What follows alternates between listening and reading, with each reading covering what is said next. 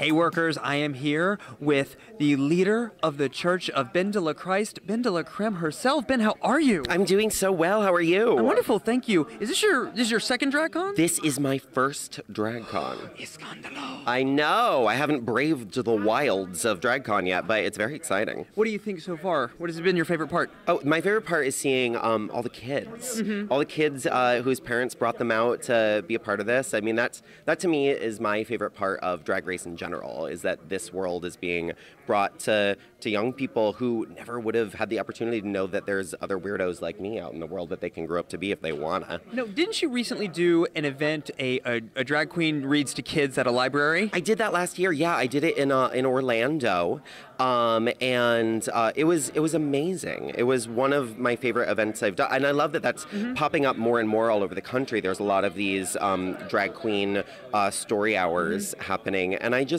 think it's just so inspiring to see it. I mean, why wouldn't kids love drag queens? You know, we're Disney princesses. Come to life. Yeah, exactly. So one of the things that we've been seeing, and obviously, as you know, you've been through the Drag Race ringer one more time.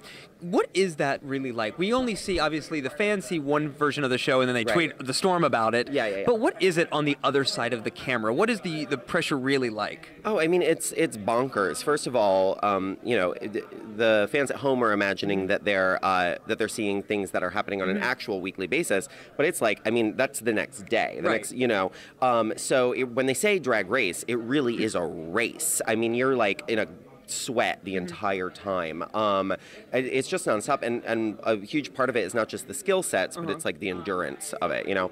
And then I think the other thing that is just is super important for people to know is that just the nature of reality TV is that they don't have time to tell every story. So when you see somebody and on camera and you think you know something about their personality, you have to remember that it's not that it's not the truth, it's that it's not the whole truth. Got it. You know?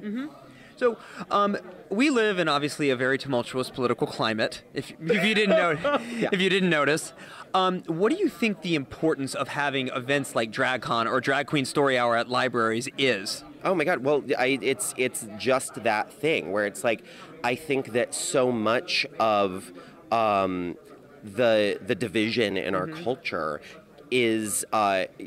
You know, there's something really exciting and new now.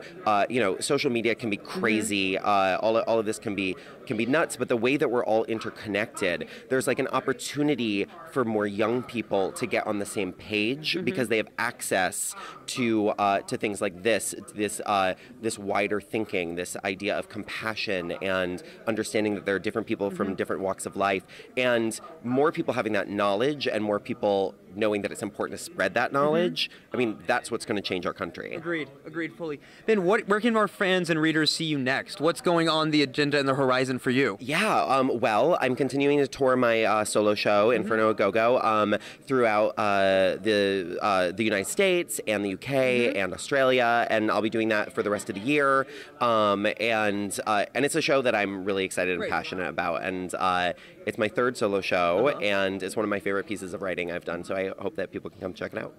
Do you encourage more queens to be doing that? You're doing a lot of the theater aspect, and a lot of people go right to the music or the TV or emotional spots. Yeah. But you did theater, which, can you tell us a little about why you chose the theater route? Well, it chose me. You know, the thing is that drag, you know, that's part of what's so brilliant about it as an art form, is that it encompasses all of these things. And so I think that each queen just pursues her passion most, you know, and I've been all about this kind of theatrical drag for as long as I've done it. So, you know, I think that it's, you know, it's like painting, you know, there's abstract painting, there's photorealism, there's all these things. It's all still painting, and all these people are masters at their crafts, you know.